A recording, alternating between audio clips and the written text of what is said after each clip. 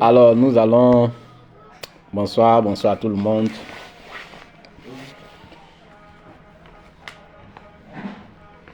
Donc, les morceaux, c'est pour juste dire que...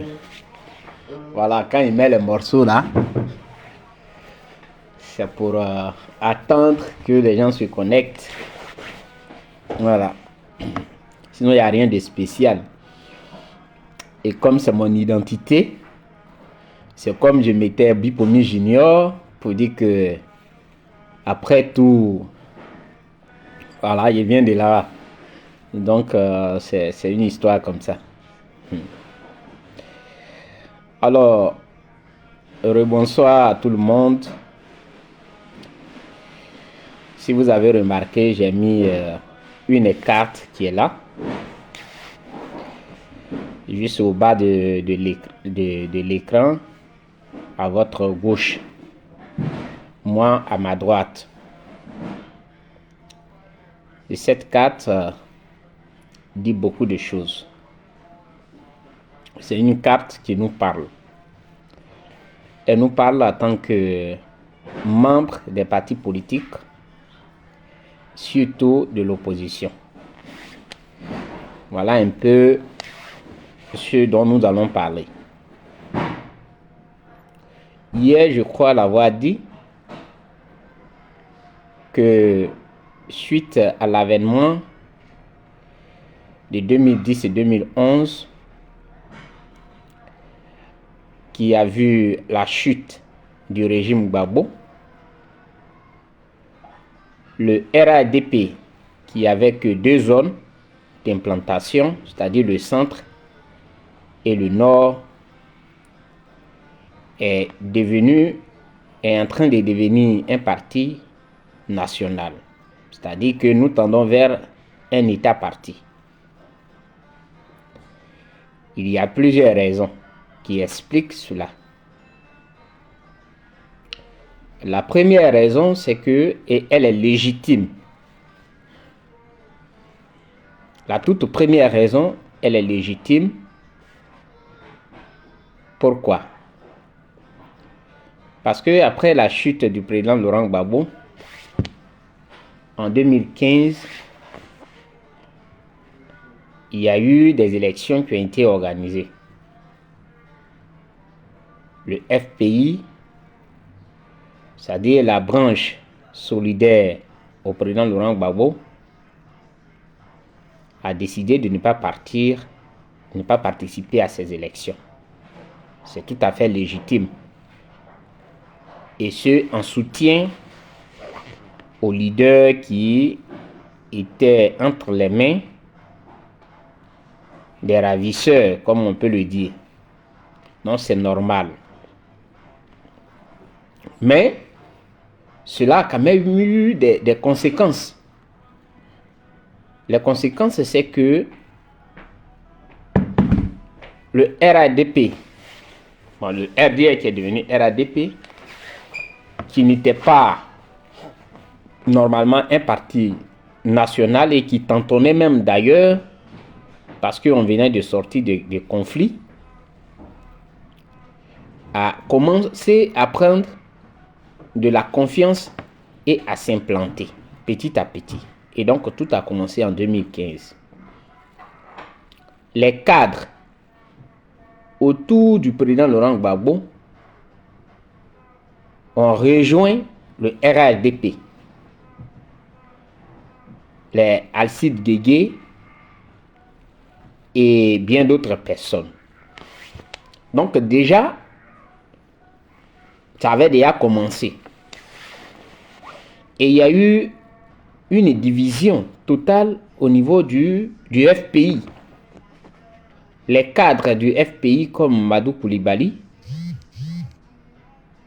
ont décidé de quitter le FPI. Les raisons, vous les connaissez.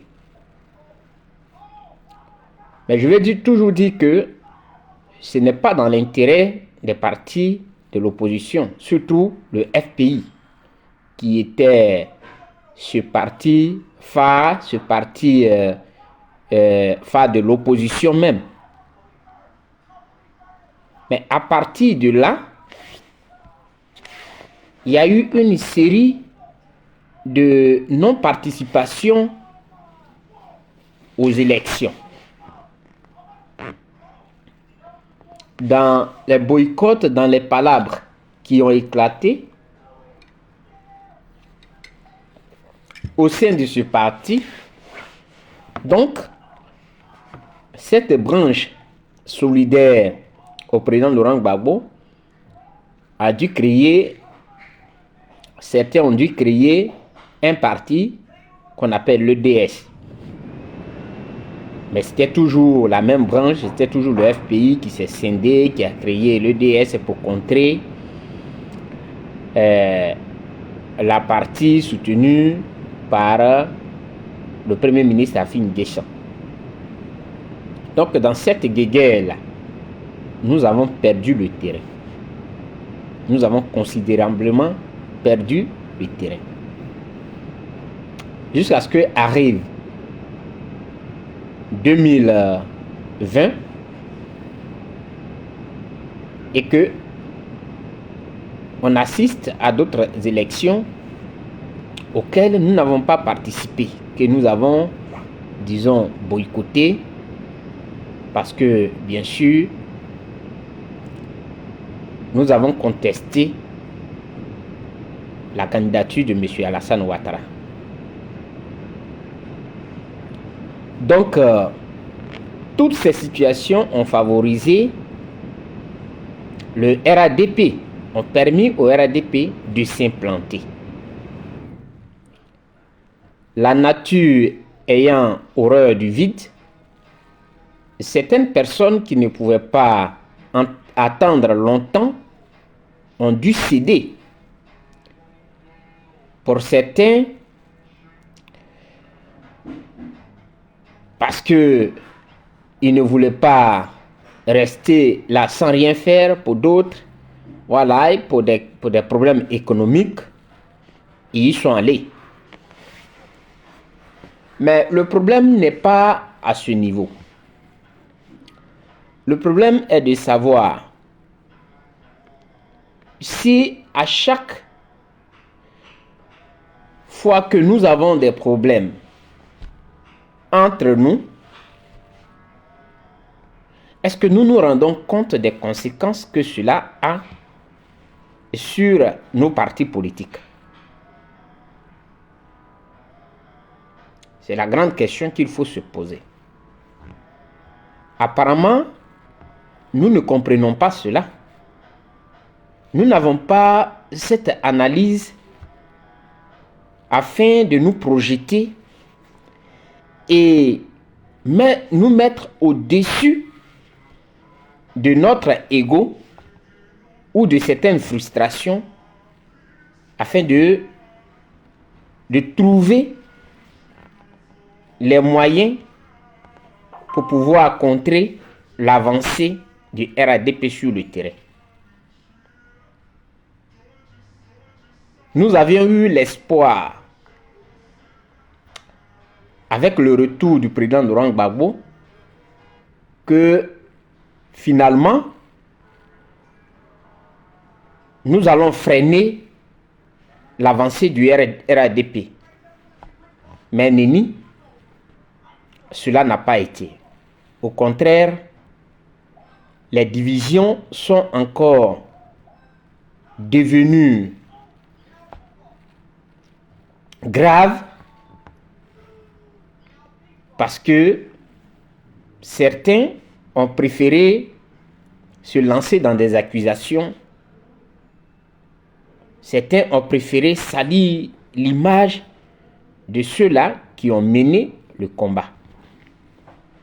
Si vous regardez très bien, du FPI est né le mouvement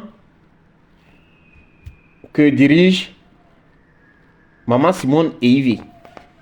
Bonsoir Eugénie. Du FPI est né le PPAC. Et donc on dirait que chacun est parti avec son morceau. Mais est-ce qu'on en voit l'essentiel?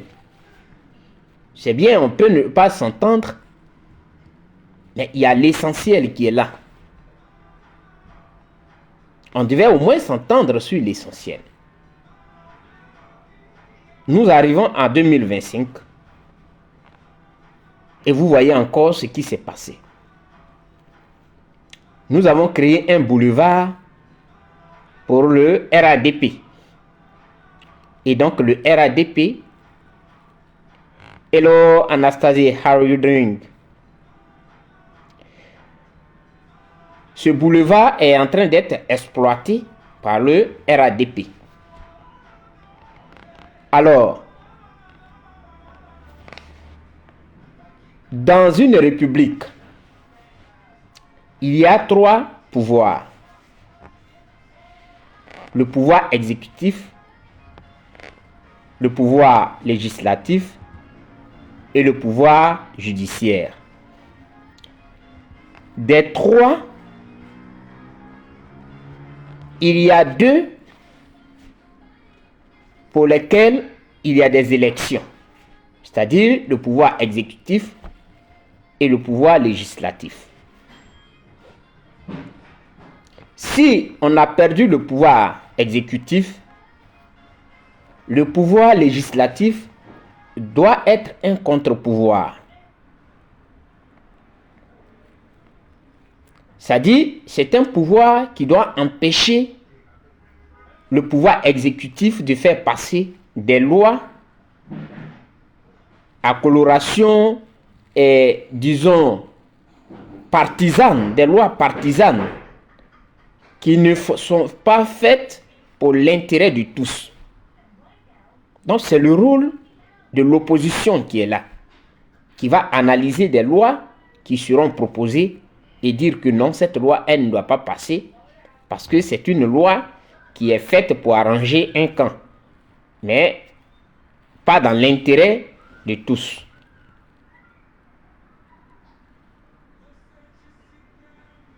Mais nous sommes en train d'observer que, une fois encore de plus,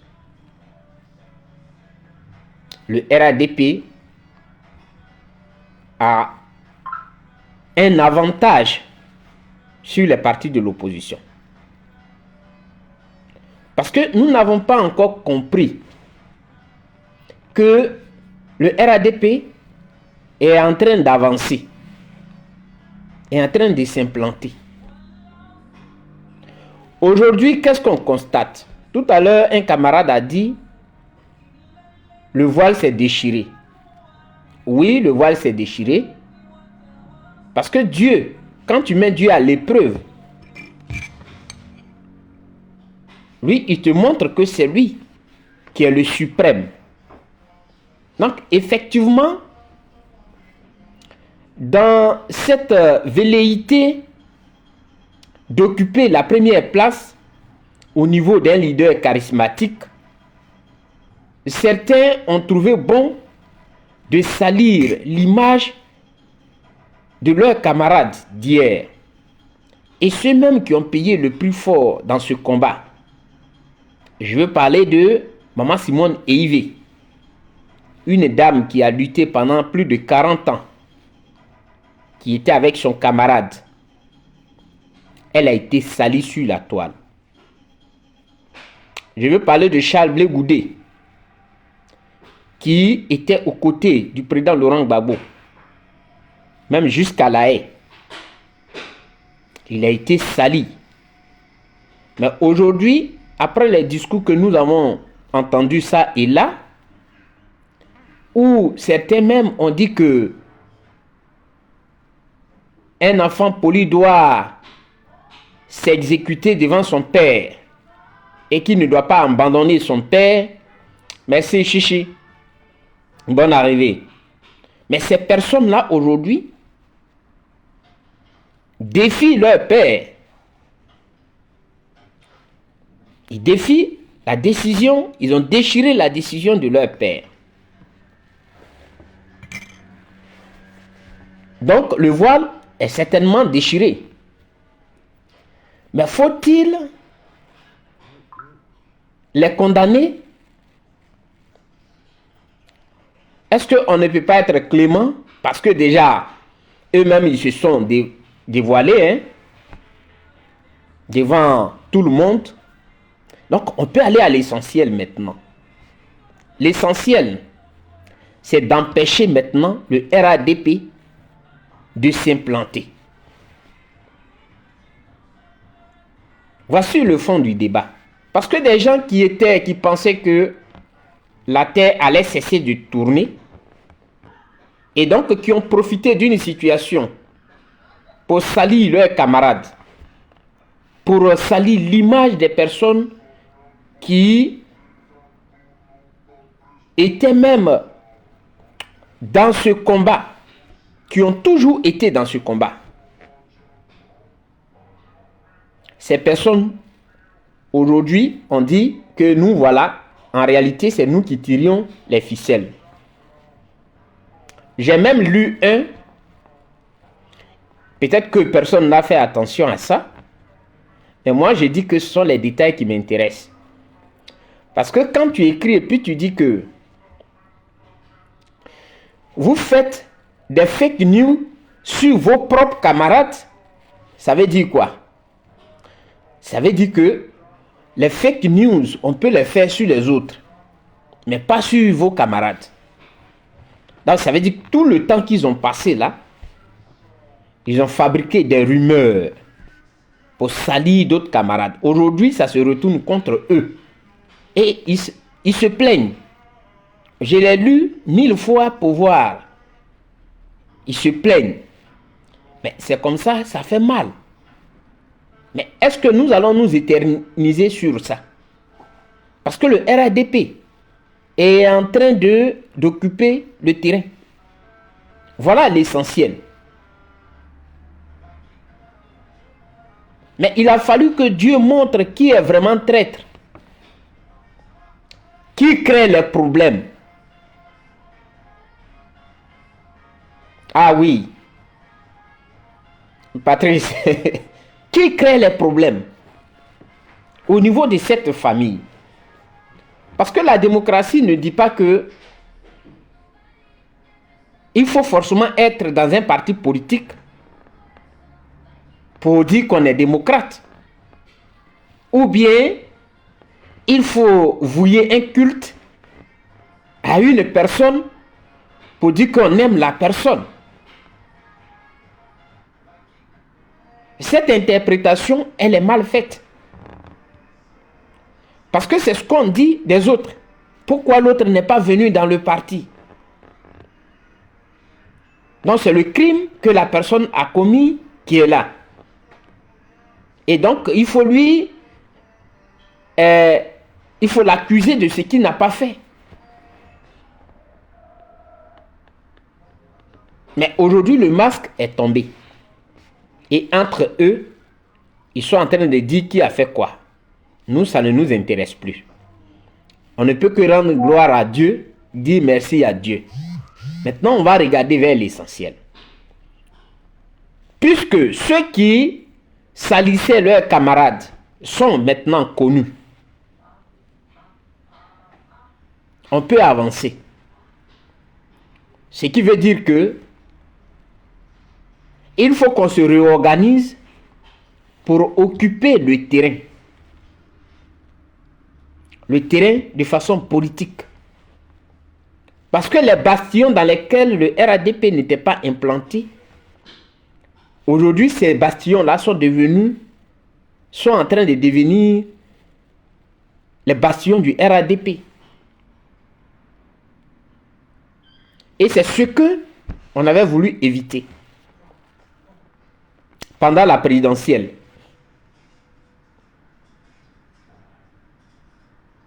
On doit se rendre compte que la politique de la chaise vide profite plus au RADP. Parce qu'il n'y aura pas une autre solution. Si ce n'est d'aller demander un dialogue après.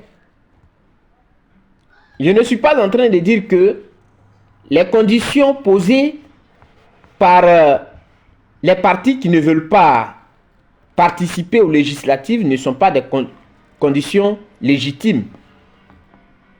c'est vrai qu'on ne peut plus revenir remettre des gens sur la liste parce qu'elle est déjà close, c'est fini. Mais nous sommes en train de dire que c'est ça qui nous pousse, qui fait qu'aujourd'hui, le RADP, vous voyez vous-même, ça c'est la carte de la Côte d'Ivoire. Comment le RADP est implanté. C'est-à-dire, toute la partie nord, le RADP est implanté dans toute la partie nord.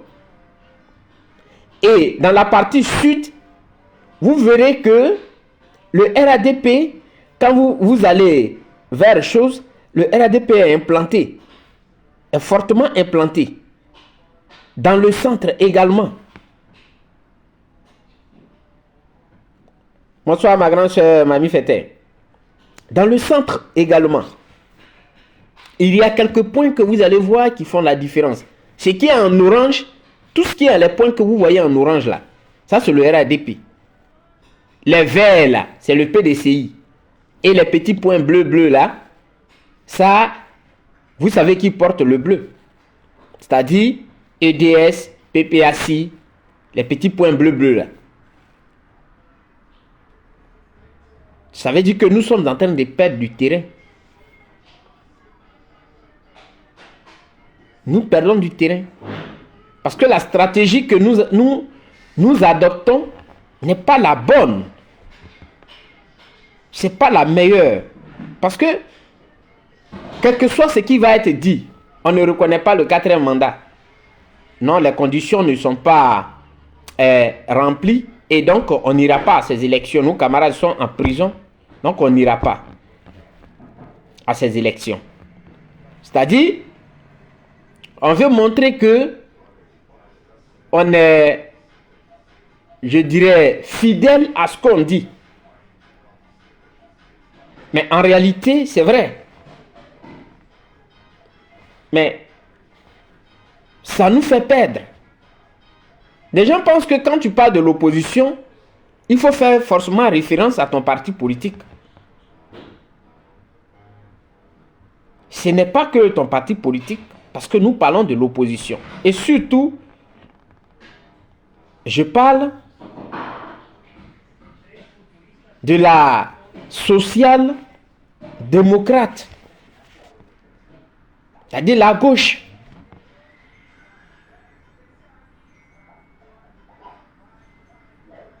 Aujourd'hui, là, le débat n'est plus autour de qui a trahi, qui n'a pas trahi. Tous les traîtres ont été dévoilés, point. Ça, c'est clair.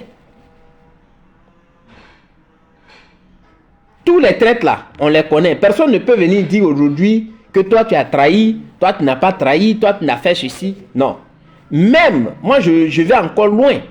Parce que les gens veulent faire croire que ceux qui sont restés là, qui ne sont pas allés aux élections législatives là, ceux-là, ce sont des, comment on appelle ça, ce sont des saints. C'est faux.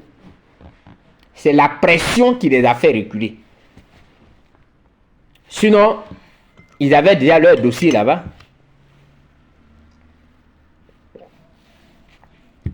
Vous avez même entendu ce qu'ils ont dit. Ils ont fait des communiqués pour féliciter et s'excuser auprès de leur population. Pour leur demander pardon, que finalement ils vont se retirer. Donc ça veut dire que c'est malgré eux, ils se retirent. En réalité, ils ne devaient pas se précipiter pour aller déposer ou bien pour avoir même l'intention de candidater quand on est fidèle à ce qu'on a dit. Donc ne trompez pas les gens. Tout le monde est traître. Point. C'est ce que j'ai dit. Tout le monde est traître. Parce que si j'ai contesté le 4e mandat, tout ce qui va découler du 4e mandat pour moi est illégal.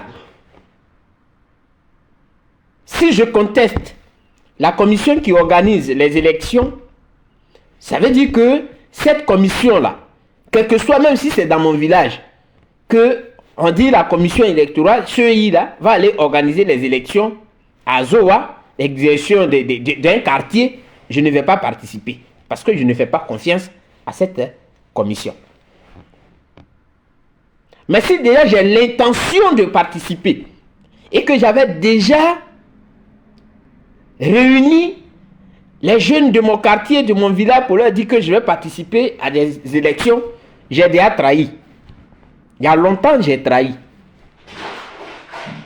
Voilà. Il y a longtemps, j'ai trahi.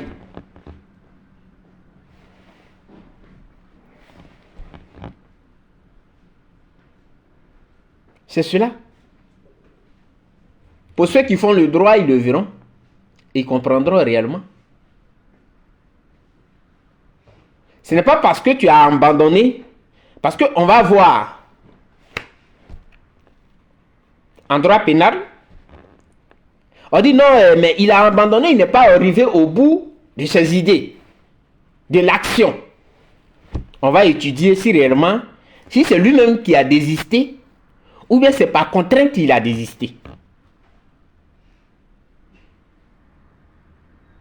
S'il désiste de lui-même, ça dit même il n'a même pas parlé à quelqu'un, mais c'était dans sa tête, il veut faire, et puis il arrête. Il se rend compte que ce n'est pas légal ce qu'il veut faire. Donc là, il n'y a pas de souci. Là, on ne fait rien. Il ne sera pas condamné pour ça. Cette intention-là, elle ne sera pas prise en compte. Mais s'il a été empêché par une force extérieure, c'est-à-dire, je veux voler, et puis 2 policiers viennent passer, je fuis. S'ils m'ont rattrapé, non, ce n'est pas parce que je n'ai pas pris. J'ai eu l'intention de prendre, de poursuivre l'action jusqu'à sa fin. Donc là, il y a une force extérieure qui est venue m'empêcher. Non, ça ne vient pas de moi. Non, je suis coupable. Est-ce que vous avez compris?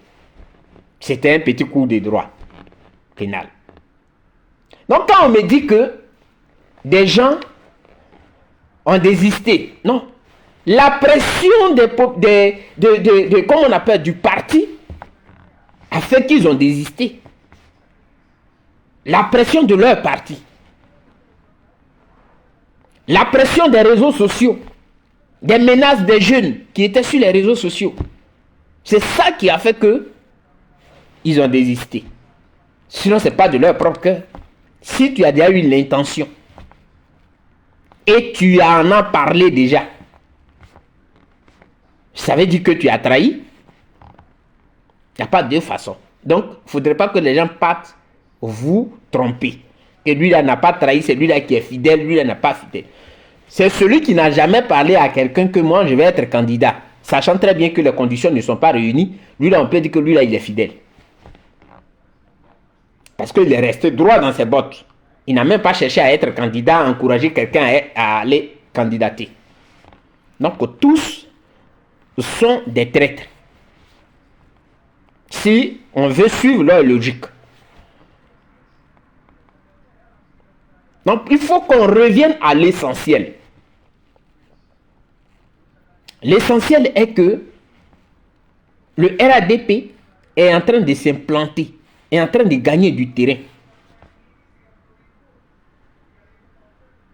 Bonsoir Kivei, comment tu vas?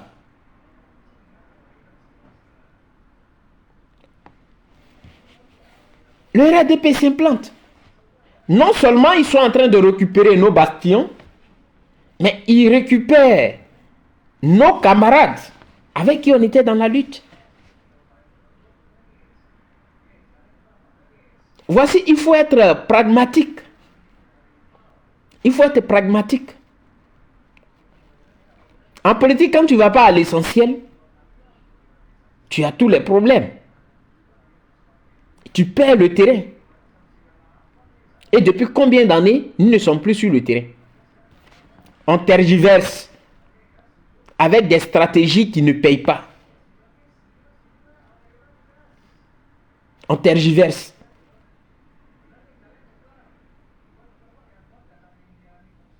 Ce sont des stratégies qui ne payent pas.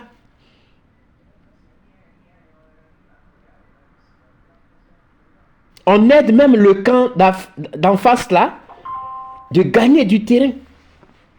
Le RADP est en train de s'implanter. Voici l'équation qu'il faut résoudre aujourd'hui.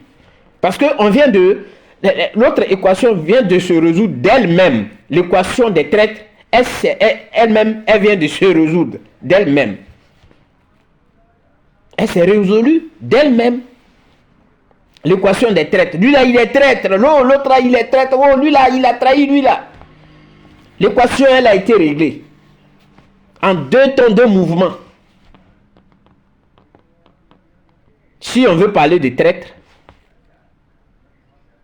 c'est celui dont le parti prend, c'est-à-dire que une décision de ne pas participer à une élection et qui, malgré ça, va à ces élections. C'est ceux-là qu'on appelle des traîtres.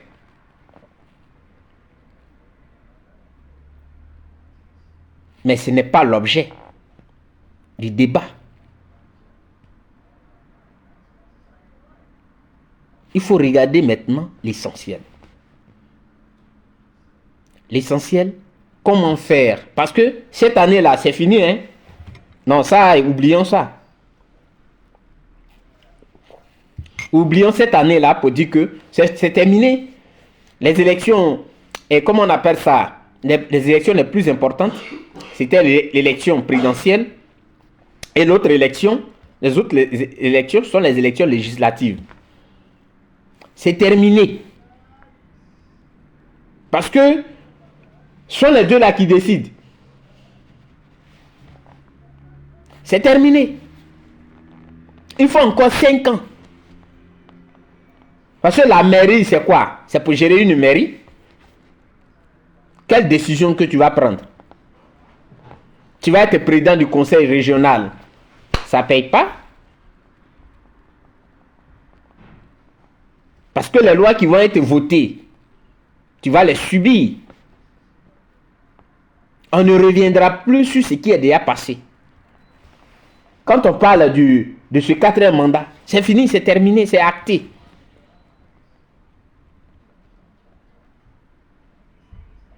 La politique, c'est pas une question d'émotion. Ce n'est pas aussi une question d'ego.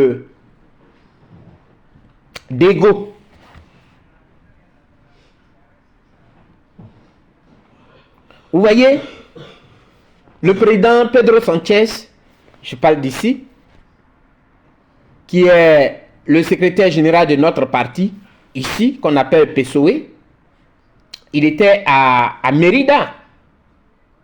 Il était à Mérida avec notre camarade. Mais c'est que ils se sont rendus compte de la réalité parce que les nationalistes, les ultranationalistes veulent occuper le terrain. Et ils utilisent une arme fatale. L'arme fatale ici, c'est quoi? C'est l'immigration. Qui est l'arme fatale ici. Parce que les ultranationalistes, et cette question-là, ils ne veulent pas la laisser.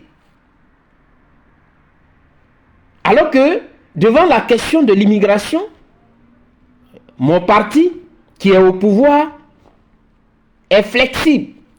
C'est un parti, parce que c'est un parti socialiste.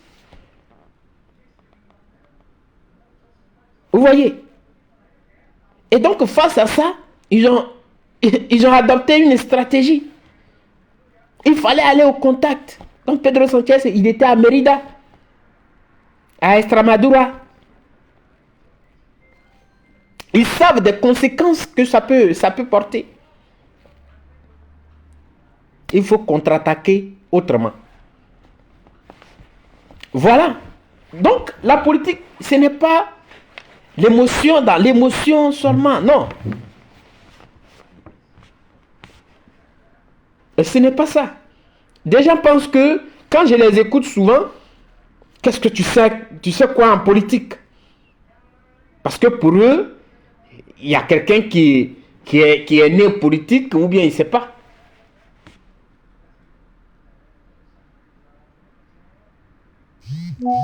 Mais la vraie question est qu'est-ce qu'on fait? Les traites, les histoires de traite là, eux-mêmes, ils se sont dévoilés. On les a vus. Donc, on ne peut plus dire à quelqu'un, toi, tu es traître. Voilà. C'est leur cas même qui est grave. Parce que hier, vous étiez en train de lapider des gens qui n'ont rien fait. Et vous n'avez même pas pu tenir.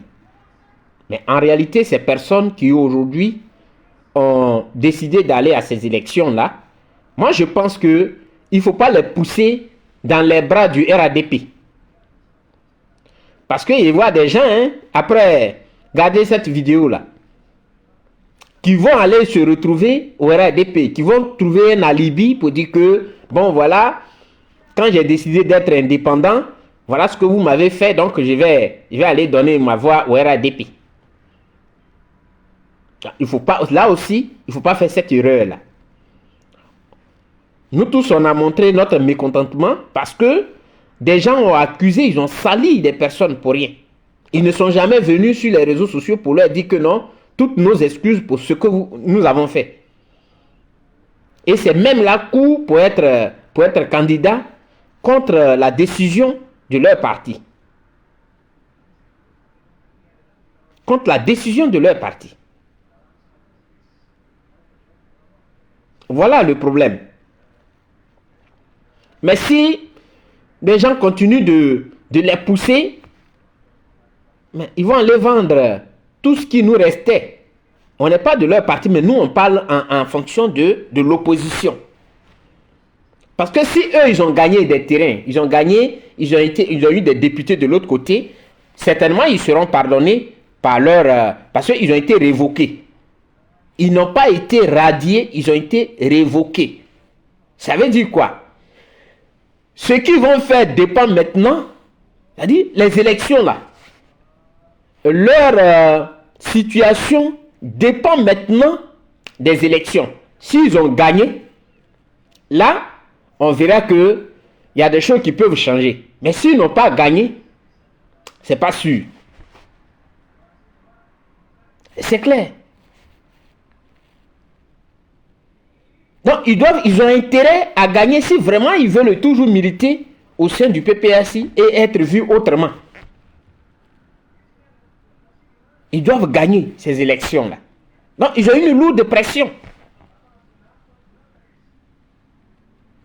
Mais retenez-le, s'ils gagnent, alors il va avoir des mesures exceptionnelles pour les réintégrer.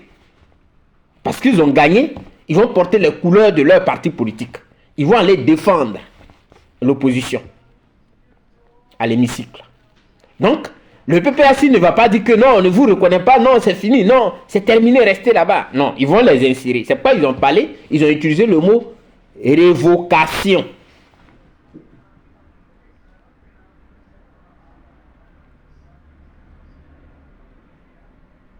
Ils ont utilisé le mot révocation. Ça veut dire qu'actuellement, ils sont mis en examen comme ça.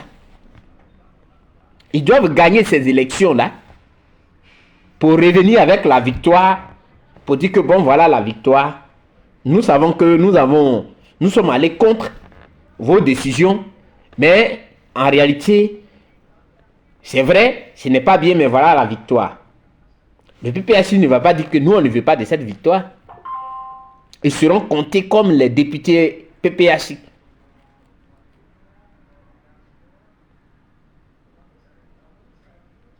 Non, moi, cette stratégie-là, ils ne devaient même pas écouter, ils ne devaient pas tomber dans le piège des réseaux sociaux. Ils ne devaient même pas tomber dans le piège des réseaux sociaux. Ah, si vous allez, c'est pourquoi on dit un leader. Le leader, il doit toujours avoir des mots pour convaincre. Des mots. C'est vrai que nous avons perdu, nous n'avons pas voulu aller. Bonsoir Afrique Nouvelle, comment tu vas? Aller aux élections, mais voilà cette situation qui se présente. On risque telle chose, telle chose, telle chose, telle chose. C'est pourquoi il faut toujours consulter la base. il faut consulter la base. Et dans un groupe, il faut chercher ceux-là qui portent la voix et qui sont toujours dans une position radicale. C'est avec ceux-là qu'il faut parler. Mais ils ont cédé. Merci Carmen. Thank you. Vous voyez, ils ont cédé. Mais le RADP va occuper toute la Côte d'Ivoire. Ce n'est pas que nous n'allons pas gagner, mais combien sommes-nous sur le terrain? Nous parlons au nom de l'opposition. Je ne parle pas au nom d'un parti politique. Mais je parle au nom de l'opposition. Combien sommes-nous? Les candidats que nous avons présentés là, ils sont combien? Les candidats que le MGC a présentés sont combien? Le PDCI, là on sait qu'il n'y a pas eu de... tous leurs candidats, ils ont tous leurs candidats qui seront représentés. Ça c'est déjà bon au niveau du PDCI. C'est déjà une très bonne chose. Parce que l'essentiel est d'avoir un contre-pouvoir. Loin de ces émotions inutiles. C'est d'avoir un contre-pouvoir. Parce que vous voyez, quand vous écoutez une dame, par exemple, Pello, comment je l'appelle? Madame Pello. Elle dit qu'elle est RADP, donc elle peut faire ce qu'elle veut. C'est pour ça, là, on doit reprendre la main. Non, je parle en tant que, c'est-à-dire que l'opposition, de façon globale.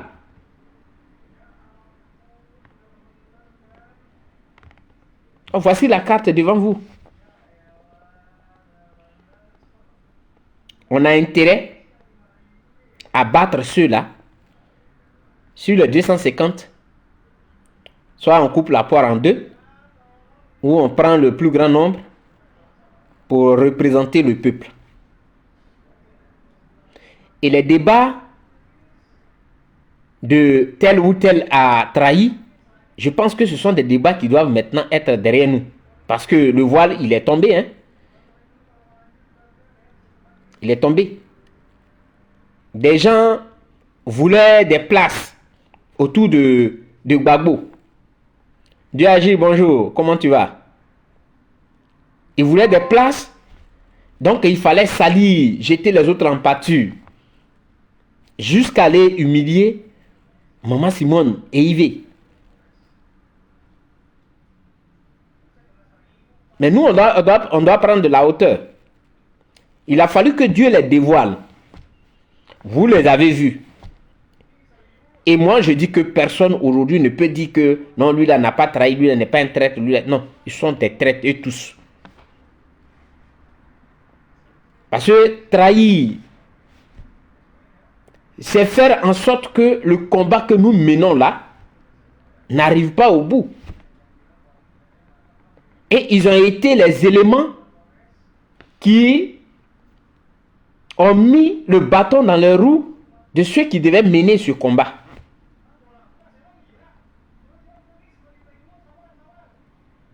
Voilà. C'est ce qui fait qu'aujourd'hui, le RADP est en train de devenir une machine forte sur le terrain politique. Ça aussi, c'est trahir le combat. Trahir le combat, comme vous ne le savez pas, le leader charismatique en qui on croyait, son retour en Côte d'Ivoire devait permettre à ce que tout le monde se mette ensemble. Et lui, au-dessus de toute cette mêlée-là, où les gens racontent tout et n'importe quoi sur les autres, lui il se mettait au-dessus. Même s'il avait pris un coup, même si c'était vrai que telle personne lui a fait telle chose, le premier réflexe qui devait être là, c'est de se mettre au-dessus de tout ça. Pour reconstituer l'opposition. Et l'opposition devenait forte. Il ne l'a pas fait. Donc ça aussi, c'est trahir le combat. Trahir le combat, c'est que, comme vous ne le savez pas aussi, nous avons mis notre espoir en lui. On a dit que son retour va être un retour gagnant pour nous. Mais est-ce qu'on a fait aujourd'hui notre deuil? On n'a pas fait notre deuil. Excusez-moi de le dire. Mais on n'a pas fait notre deuil. On n'a pas fait notre deuil. Il était le seul à dire que je suis rentré. Alors, de 2010 en 2011 jusqu'en 2012 et autres, des gens sont morts dans ce combat. Moi, j'ai eu la chance, la petite chance, même si je n'ai plus ma santé. Parce que, vu ce que j'ai subi là, je n'ai plus ma santé. Il faut qu'on organise notre deuil. Nous allons pleurer nos camarades qui sont tombés. Nous allons les pleurer. C'est vrai que la justice va être faite, mais pendant que je suis en vie, pendant que je respire, parce que je ne suis pas Dieu, je vais organiser ce deuil-là pour que nous tous, on puisse se retrouver, pleurer nos morts. Il ne serait qu'une seule journée. Ça n'a pas été fait. Cela n'a pas été fait. Ça, c'est aussi une trahison.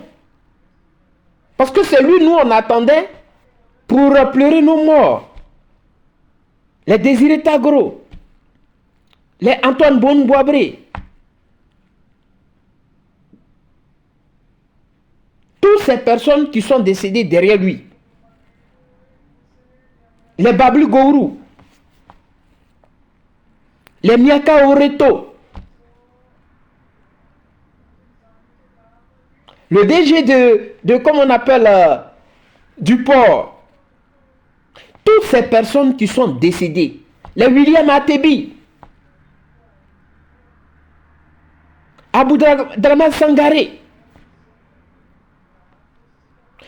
on devait avoir un deuil, on devait faire notre deuil.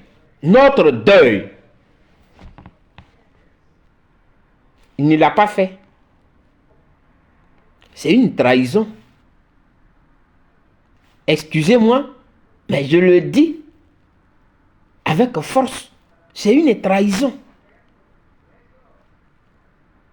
Mais il a eu la force de nous présenter sa petite femme. Est-ce que c'était ça le point de notre combat?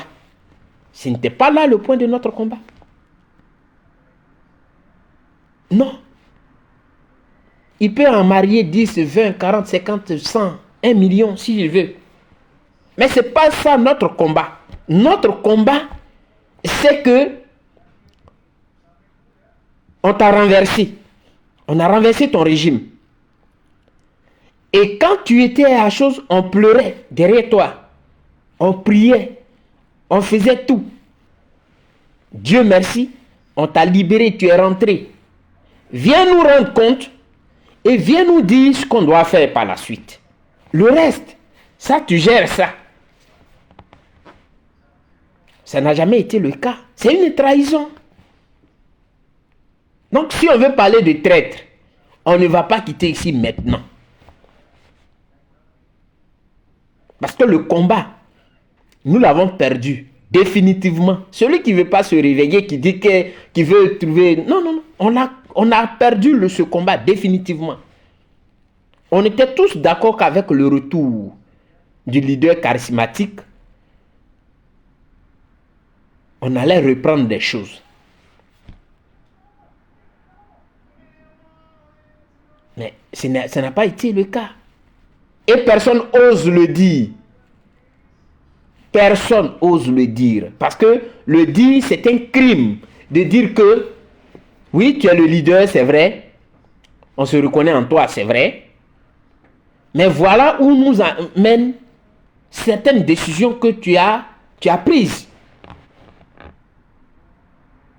Personne n'ose le dire. Parce que si tu le dis, c'est un crime que tu as commis. C'est un manque de respect. C'est pourquoi aujourd'hui, là, j'ai fait un test pour dire la différence entre un leader et un chef.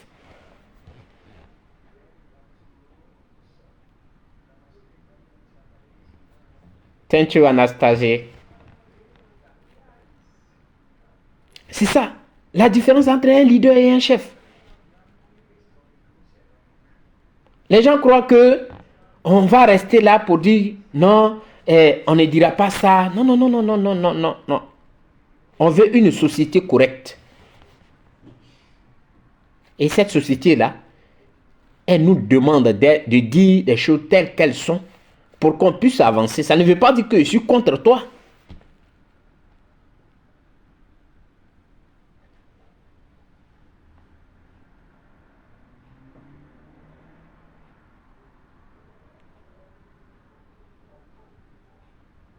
De manière officielle. De quoi, de quelle manière officielle? Qui crée les conditions d'une manière officielle de pleurer? Ne trouvez pas des excuses à ce que ce qui n'a pas été fait, ce qui devait être fait. Collectif CONGCA. Ne trouvez pas des excuses. Parce que vous voulez trouver un homme sans défaut, un homme sans... Non, il ne s'agit pas de ça. De manière officielle, comment? Qu'est-ce qui était miné? Et vous avez toujours, c'est vous qui savez tout, ça là était miné, ça là était comme ça. Non, collectif. Non, parce que c'est ça qui fait que aujourd'hui, il y a toujours des erreurs qui s'accumulent. Vous voulez forcément cacher, c'est ce qui n'est pas, c'est-à-dire que ce qu'on va exposer pour qu'on puisse en parler, mais vous voulez forcément cacher ça. Pour ne pas qu'on dise non, comme vous l'appelez le chef. Bon, moi je vois un leader, moi je ne vois pas de chef. Voilà. Moi je vois un leader.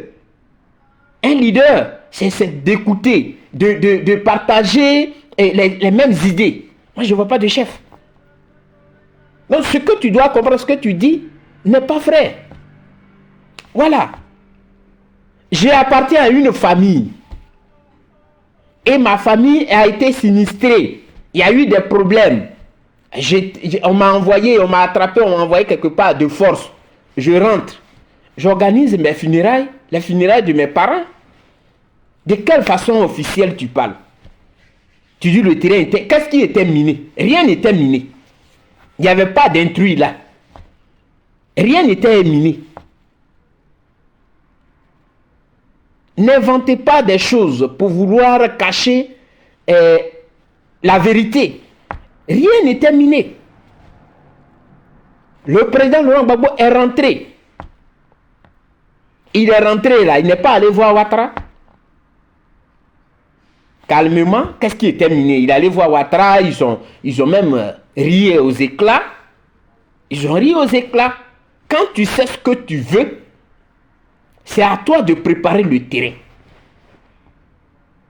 C'est tout.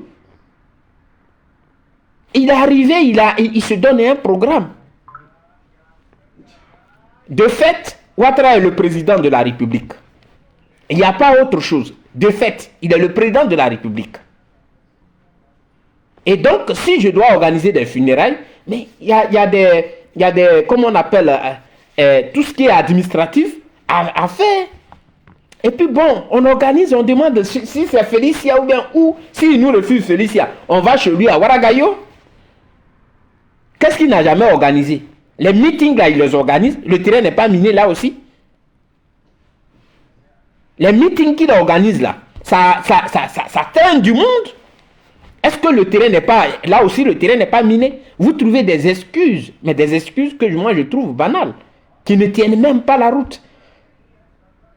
Parce que vous ne voulez jamais qu'on dise ce qui devait être fait et qui n'a pas été fait et qui nous conduit droit dans le mur.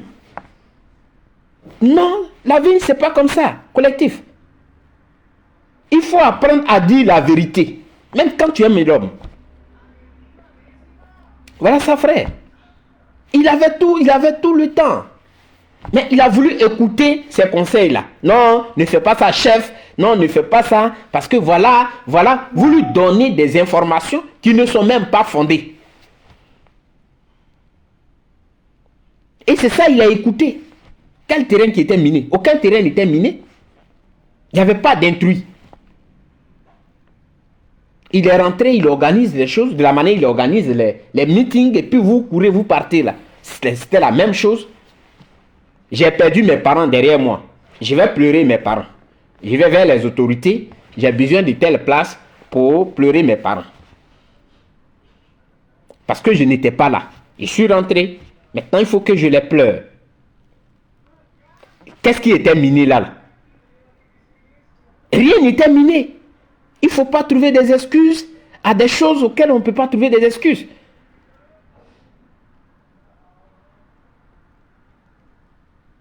Tu sais combien de fois le président a présenté, a parlé de petites femmes? Ce n'est pas une fois. Plusieurs fois. Est-ce que c'est ça nous on attendait? C'est pas ça nous on attendait. Ça c'est une cuisine qui peut garder.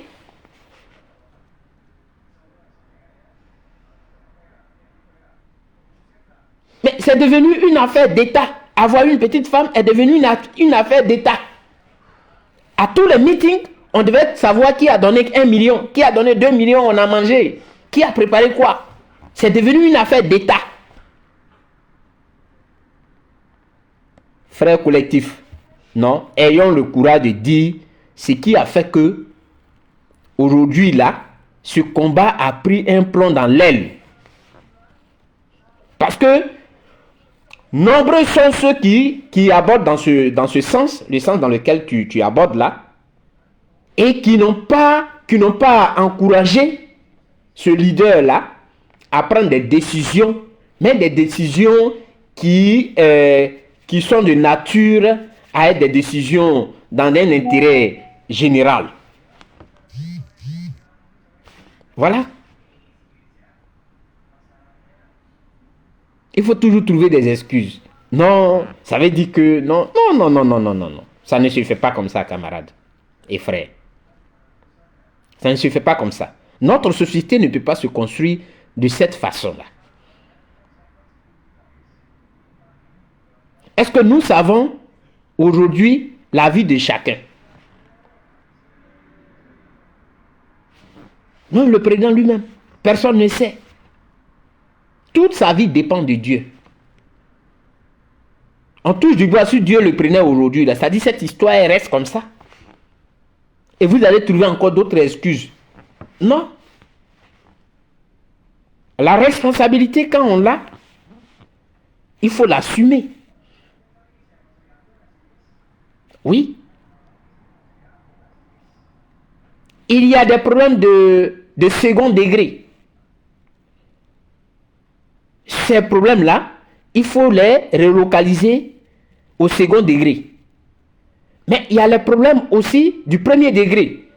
Il faut prendre ces problèmes-là au sérieux, il faut les régler. C'est tout. Apprenons réellement à savoir ce que c'est des partis politiques. Un parti politique, je l'ai toujours dit, n'est pas une société, une entreprise qui a un patron. Le patron est là et lui, il peut dégommer qui il veut, il peut dire ce qu'il veut à l'autre. C'est-à-dire, à lui, on ne fait pas de proposition. Non. Les partis politiques ont été construits dans un objectif. Donc, tous ceux qui y adhèrent là, ils ont leur mot à dire. Et cela s'analyse au cours des réunions. Tu me vois que je suis noir. Mais ici, j'appartiens, je fais partie du parti politique qui est ici, qu'on appelle PSOE. Au départ, j'avais l'attitude de la Côte d'Ivoire. Je voulais saluer le responsable d'ici. Il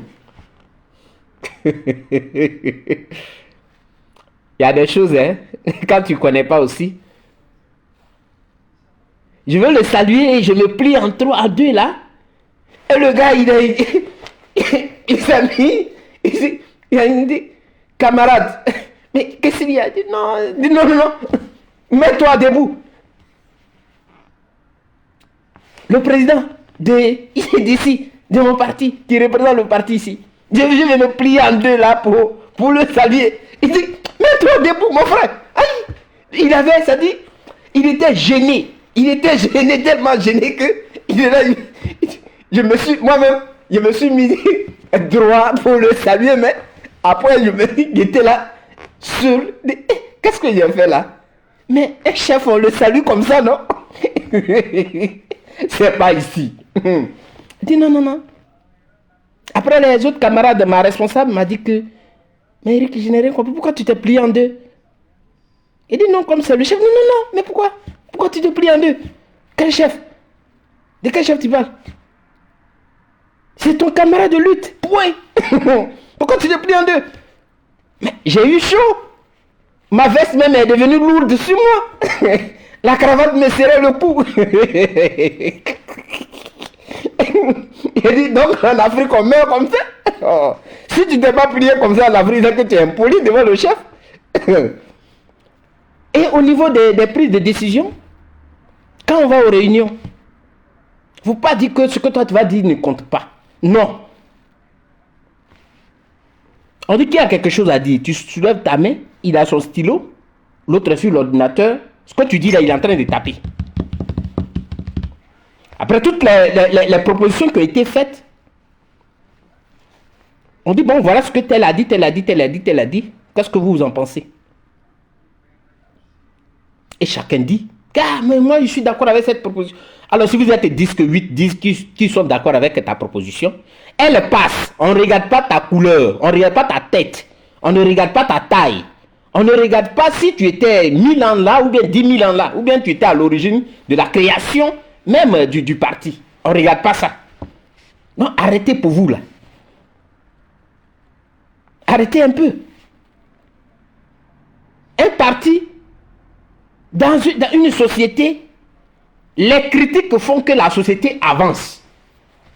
S'il n'y a pas de critique, la société ne peut pas avancer. Parce que le miroir de la société, ce sont les critiques. Ce sont les critiques qui sont le miroir de la société dans laquelle nous vivons. S'il n'y a pas de critique, la société ne peut pas avancer. Parce que les gens vont se dire que là où ils sont bien, ça va, tout va bien. Mais quand il y a une faille, il faut dire que ça, tu aurais dû faire de cette façon pour ne pas que... Prochainement, il va en tenir compte. S'il est humble, bien sûr, ça il faut le souligner, s'il est humble, il va en tenir compte.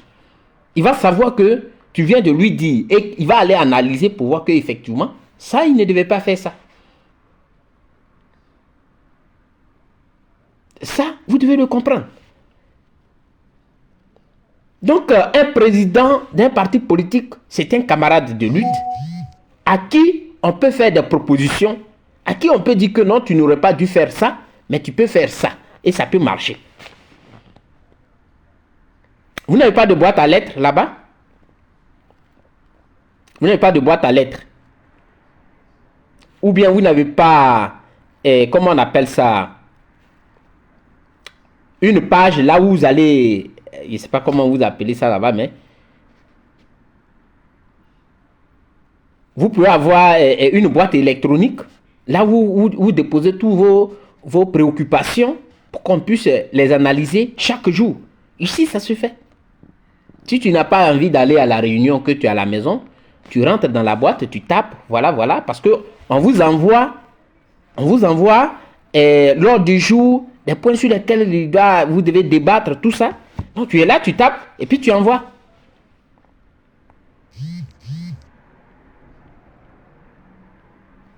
Donc, collectif, il ne faut pas dire ça. Pas dire que non, y avait des intrus, vous trouvez toujours des excuses. Il faut laisser excuses après. Voilà. Il faut laisser excuses. Donc, voilà, ce soir, ce que j'ai voulu dire. Voilà. Nous connaissons maintenant pourquoi l'opposition est plombée. L'opposition est plombée justement parce que il y a de ces accusations qui n'ont ni tête ni queue et qui font qu'on n'avance pas. Parce qu'on s'attaque à l'honorabilité, à la dignité des autres. Donc, eux aussi, ils sont obligés de se défendre.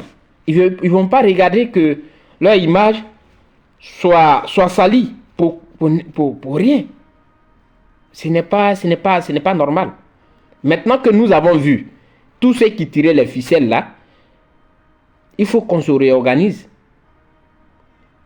Et les débats autour de...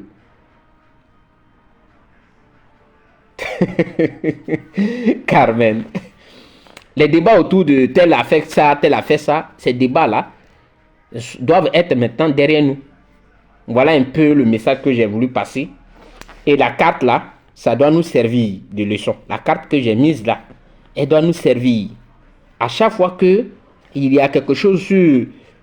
on doit débattre sur un point, il faut que cette carte là nous interpelle. Que les points sur lesquels nous devons débattre doivent être des points qui ont un intérêt général. Pas des petites choses. Alors merci à vous, merci à tous ceux qui étaient connectés. Et puis bon, que Dieu vous garde. Ciao, ciao.